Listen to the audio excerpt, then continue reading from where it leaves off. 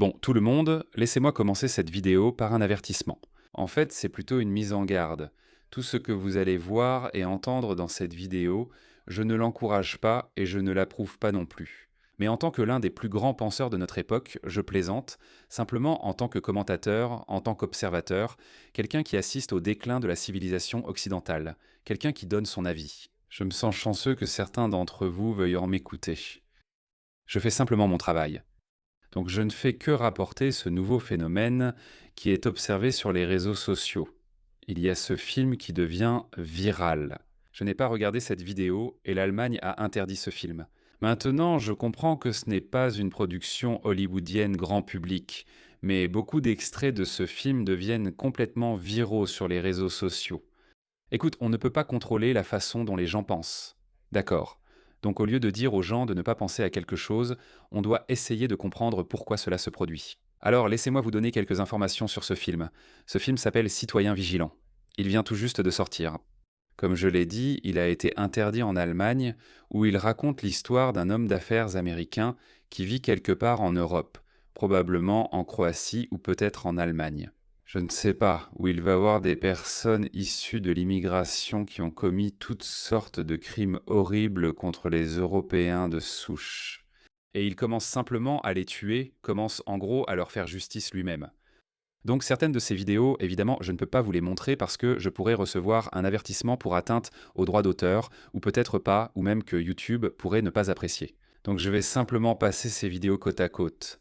Par exemple, ici dans cette scène de film, ce gars s'appelle Youssef. Il va chez lui, qui vient d'être innocenté ou relâché par nos juges progressistes. Cet homme d'affaires américain se rend chez lui.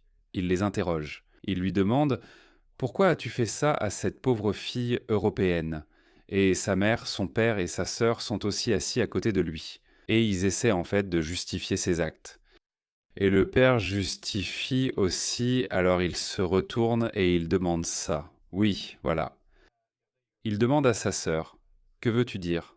Elle répond, « Elle le méritait. » Et puis il a demandé au père, « Ce sont ces valeurs que tu leur enseignes ?» Et il a répondu, « Oui, ce sont mes valeurs islamiques. » Donc tu sais, j'élève mes enfants selon les valeurs islamiques. Alors il lui a demandé, « Pourquoi es-tu venu ici ?» Et puis, tu sais, l'excuse habituelle qu'il donne toujours, c'est « Vous bombardez notre pays, c'est pour ça qu'on est ici. » Eh bien, il dit « Je ne pense pas. » Je crois qu'il a simplement fait une déclaration très politiquement correcte. Selon lui, les mauvais sont partis du Moyen-Orient et les bons y sont restés. Je n'aurais même pas fait cette distinction parce que je sais, c'est la vision dominante de la société musulmane. Donc de toute façon, comme tu peux le voir, d'autres personnes arrivent et ensuite ils leur tirent dessus, puis ils commencent à les abattre un par un et ils sont tous morts. Ils ne montrent aucune pitié envers ces gens-là. D'accord, comme je l'ai dit, je n'approuve pas ce comportement, mais je ne comprends pas pourquoi tout le monde est si bouleversé. Je ne comprends tout simplement pas pourquoi tout le monde est aussi bouleversé par cela. Parce que combien de films avons-nous vus, des films hollywoodiens grand public, où, vous savez, le personnage principal se promène et commence à rendre justice lui-même. Spider-Man, tu sais, c'est de la justice de justicier. Je me souviens de ce film avec Hugh Jackman et le ravisseur de sa fille, puis il le torture pendant des semaines, et ensuite il les tue. Il y avait un autre film avec Kevin Bacon, mon préféré. J'oublie le nom de ce film. Je crois que ça s'appelait Street Justice ou Swift, je ne sais plus. Donc juste Kevin Bacon, son fils est assassiné par des membres d'un gang, et il les élimine un par un. C'est juste un père ordinaire, puis il les tue un à un. On a célébré ça, ouais. Mais maintenant, quand il s'agit d'un sujet plus délicat, où un héros justicier s'en prend à des personnes d'autres origines, tout à coup ces critiques s'en inquiètent.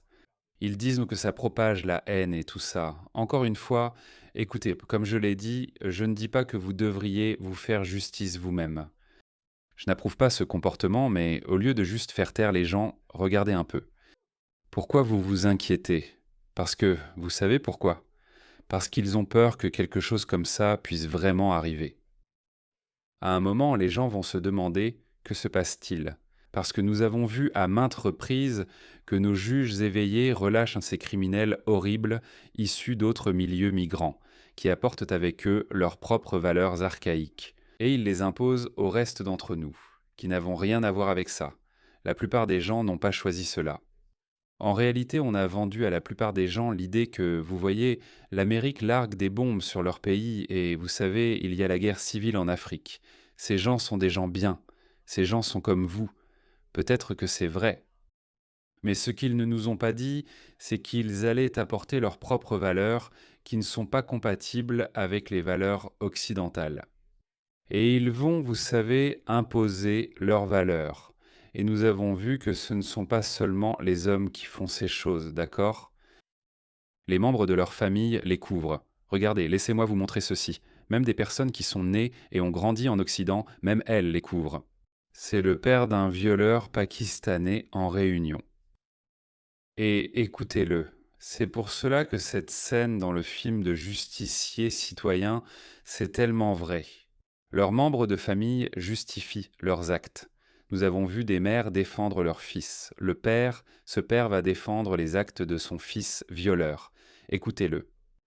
Et évidemment, elle n'était pas vierge ni novice en matière de sexe. Il parle d'une fille de 12 ans qui a été violée par son fils.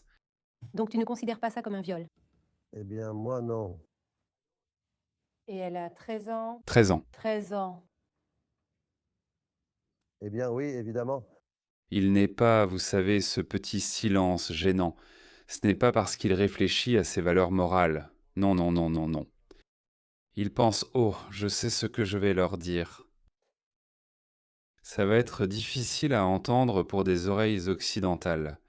Donc je dois l'emballer d'une manière à ce que ça n'ait pas l'air aussi dingue que ça l'est. C'est ce qu'il pense. Il ne pense pas, oh oui, peut-être qu'elle a un bon argument. Une enfant de 13 ans est une enfant. Non, il ne voit pas les Jopa, les filles parafis de 13 ans comme des enfants. Ce n'était pas le cas. Aïcha avait 6 ans quand Muhammad l'a épousée, et il a eu des rapports avec elle quand elle avait 9 ans. Et il y a plein d'autres érudits musulmans qui vous diront que c'est parfait. En fait, vous savez quoi? Est-ce que vous saviez? La plupart d'entre vous ne le savaient probablement pas. Parce que moi aussi, je l'ai découvert bien plus tard. L'avis le plus répandu, confirmé par Muhammad Hijaz et de nombreux érudits musulmans. L'âge du consentement ne commence pas lorsqu'une fille atteint l'âge de la puberté. Il commence à partir du moment où les parents peuvent déterminer qu'elle est capable de supporter un rapport sexuel. C'est à ce moment-là que cela commence. Donc cela pourrait être même 6, 7, 8 ans. La puberté n'est pas la condition. Bref, voilà. Donc il pense, tu sais quoi, c'est parfaitement normal. Tu sais, comme si elle était une traînée. L'enquête de Rupert Lowe. Je n'ai pu lire que le témoignage d'une seule fille. Je crois qu'elle s'appelait Chloé, la première. Je n'ai pas pu aller plus loin. Je n'ai tout simplement pas pu aller plus loin. C'est une histoire d'horreur. Je me souviens avoir regardé un film qui s'appelait Straw Dogs.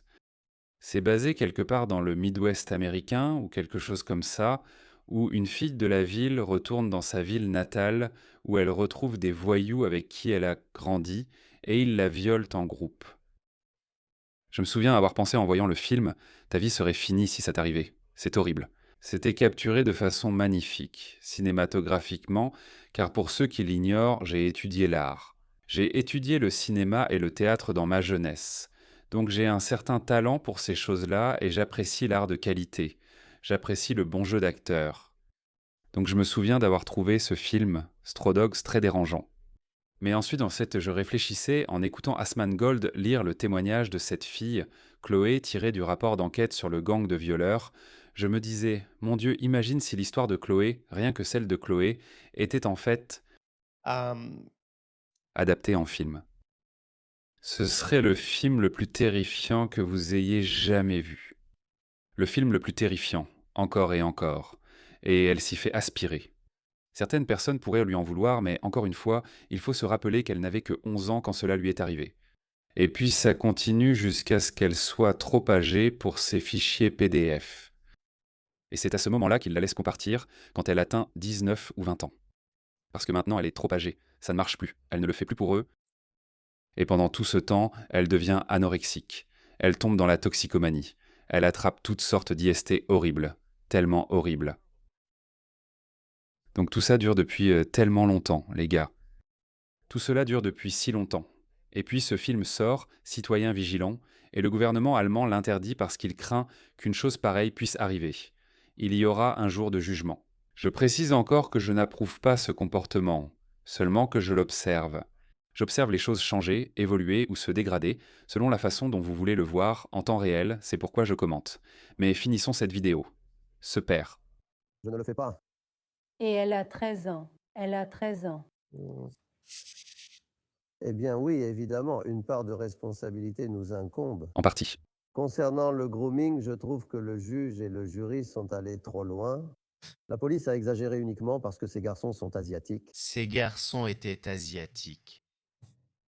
Vous voyez que même si les autorités britanniques étaient complices en couvrant leurs crimes, même dans ce cas, regardez le point de vue de l'autre côté. Ils disent racisme.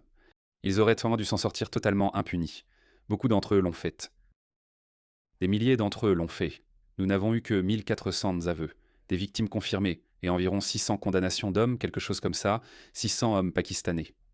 C'est pourquoi tous ces islamistes comme Hamza Youssouf et Mehdi Hassan, ils se cachent derrière le vrai chiffre et ils le comparent avec les délinquants blancs. Et ils disent « ce n'est rien, ce n'est qu'une goutte dans… » Ce n'est qu'une goutte dans l'océan. Ouais.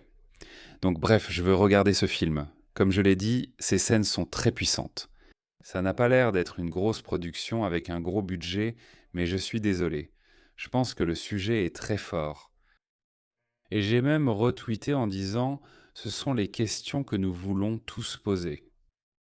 Parce que vous savez, il faut faire attention à ce qu'on dit. Nous savons qu'il y a des gens qui attendent exprès qu'on fasse une erreur. Regardez ça, c'est le début de la…